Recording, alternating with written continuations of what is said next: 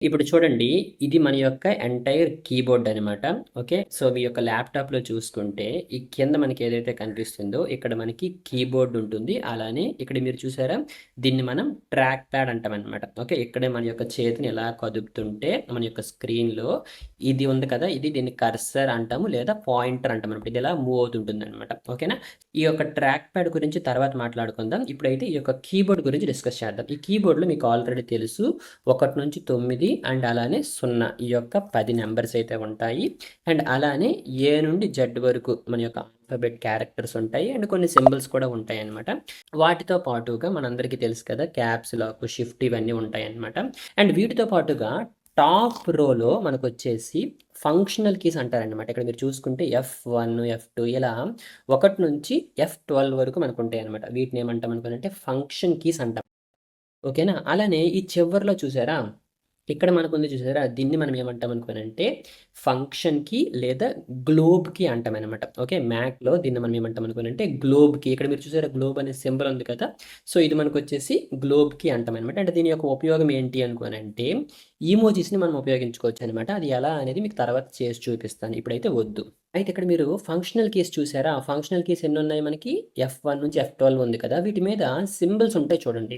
ఈ సింబల్స్ ఇక్కడ మీరు చూసుకుంటే ఇది బ్రైట్‌నెస్‌ని తగ్గించడానికి. ఇప్పుడు మీరు చూడండి, దీని మీద నేను ప్రెస్ చేస్తున్నాను. చూడండి, బ్రైట్‌నెస్ తగ్గుతుందనమాట. చూసారా? బ్రైట్‌నెస్ అనేది పూర్తిగా తగ్గిపోయింది. ఇప్పుడు బ్రైట్‌నెస్‌ని పెంచుతున్నాను. దానికోసం ఏం చేస్తున్నాను? F2 మీద క్లిక్ చేస్తున్నాననమాట. చూడండి, బ్రైట్‌నెస్ అనేది పెరుగుతుందనమాట. ఓకే. సో, ఈ విధంగా ఈ యొక్క F1 నుంచి F12 వరకు మనకి ఏదో ఒక ఉపయోగం అనేది ఉంటుందన్నమాట. ఓకే. సో, వీటన్నిటి గురించి తర్వాత నేను డిస్కస్ చేస్తాను. ఇప్పుడు F3 నుండి F6 వరకు కాసేపు పక్కన పెడదాం. మీరు చూడండి, F7 చూడండి. ఇప్పుడు మీరు ఏదైనా వీడియో గాని, సాంగ్ గాని వింటున్నారనుకోండి. ఇప్పుడు ఈ వెనక్కి వెళ్ళడానికి అంటే బ్యాక్‌వర్డ్‌కి వెళ్ళడానికి F7 ఉపయోగించొచ్చు. ఫార్వర్డ్‌కి వెళ్ళడానికి F9 ఉపయోగించుకోవచ్చు.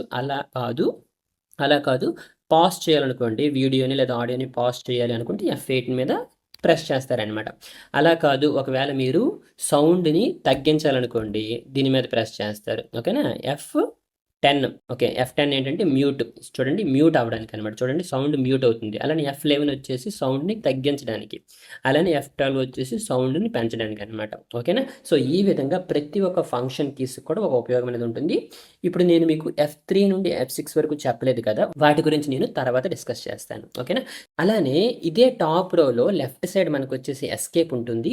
రైట్ సైడ్ వచ్చేసి మనకి టచ్ ఐడీ ఉంటుందనమాట. మనం మ్యాక్‌బుక్‌ని సెటప్ చేసాం చూసారా? సెటప్ చేసినప్పుడు మన యొక్క ఫింగర్ ప్రింట్‌ని మనం సెటప్ చేసాం కదా! దీన్ని మనం ఏమంటాం అనుకోనంటే టచ్ ఐడీ అంటాము, లేదా పవర్ బటన్ అని కూడా అంటామనమాట. ఎందుకోసం అనుకోనంటే దీనిని ఉపయోగించి మనం పవర్ ఆఫ్ కూడా చేయొచ్చనమాట. ఓకే. సో, ఇప్పుడు ఈ యొక్క పవర్ బటన్ లేదా ఈ యొక్క టచ్ ఐడీ యొక్క ఉపయోగం ఏంటి అనుకోనంటే, మీరు ల్యాప్‌టాప్ ఉపయోగిస్తున్నారు కదా! ఇప్పుడు మీ యొక్క ల్యాప్‌టాప్‌ని క్విక్‌గా అంటే వెంటనే లాక్‌లో పెట్టాలనుకున్నారనుకోండి, అంటే లాక్ చేయాలనుకున్నారనుకోండి. ఏం చేస్తారు? ఒకటి మీ యొక్క ల్యాప్‌టాప్ లిడ్‌ని క్లోజ్ చేసేయొచ్చు. అలా కాకుండా మీరేం చేయొచ్చు అనుకోనంటే దీని మీద ఒకసారి ఇలా ప్రెస్ చేయండి. చూసారా? లాక్‌లోకి వెళ్ళిపోయిందనమాట. చూసారా? ఇక్కడ మీకు touch ID or enter password అని అడుగుతుంది కదా! సో, సింపుల్‌గా మీరేం చేస్తారనుకోనంటే చూడండి, నేను ఇలాగా జస్ట్ ఇలా టచ్ చేశాననమాట. మళ్ళీ నాకు అన్‌లాక్ అయిపోయిందనమాట. సో, ఈ యొక్క టచ్ ఐడీ లేదా పవర్ బటన్ ఉపయోగించి మనం వెంటనే మన యొక్క ల్యాప్‌టాప్‌ని లాక్ చేసుకోవచ్చు. ఆ తర్వాత ఓపెన్ చేసుకోవచ్చు. అండ్ చాలా రకాలైనటువంటి ఉపయోగాలు కూడా ఉన్నాయి. వాటి గురించి కూడా మనం తర్వాత డిస్కస్ చేసుకుందాం.